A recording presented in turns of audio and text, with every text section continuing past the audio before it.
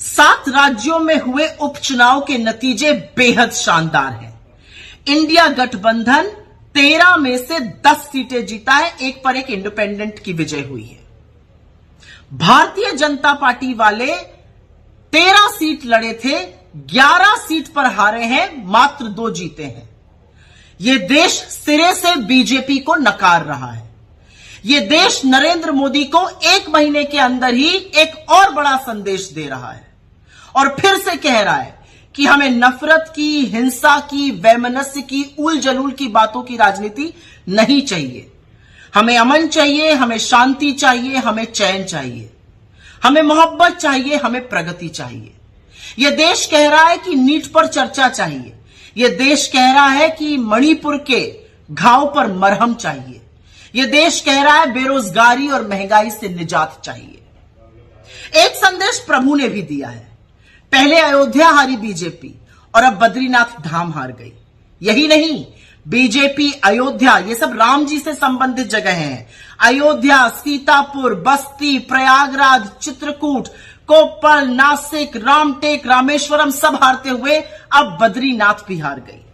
उत्तराखंड में हम 2 सीट जीते, मंगलौर और बद्रीनाथ धाम की। कहने वाले बीजेपी के कह रहे हैं मंगलौर में मुस्लिम ज्यादा है, बद्रीनाथ में तो 98% हिंदू है। क्या कहिएगा, वहां क्यों हार गए? और मंगलौर में जो प्रशासन के साथ मिलकर गंद करी थी चुनाव के दौरान, जो रक्त रंजन किया था, जो मुस्लिम मतदाताओं को जबरन वोट ना देने दिया था, उसका परिणाम सामने है। बीजेपी सिरे से हार गई है। हिमाचल प्रदेश में भी लोगों की हिमाचलियत को ललकार दिया था, जनादेश का असम्मान किया था, सरकार को गिराने का कुत्सित प्रयास किया था। जिन 3 सीटों पर निर्दलियों का इस्तीफा दिलाकर चुनाव कराया गया, उनमें से 2 कांग्रेस ने जीत ली। तो हिमाचल ने भी खड़े होकर कहा कि हमारे जनादेश, हमारे मताधिकार के साथ असम्मान मत कीजिए, हमारी हिमाचलियत को मत ललकारिए।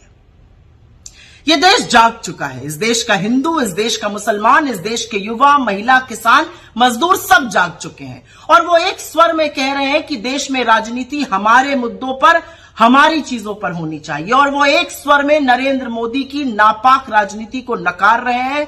वो इंडिया गठबंधन के साथ खड़े हैं, मोहब्बत वाले लीडर के साथ खड़े हैं, मुद्दों को उठाने वाले लीडर के साथ खड़े हैं। वो राहुल गांधी के साथ खड़े हैं, वो हमारे घटक दलों के साथ खड़े हैं।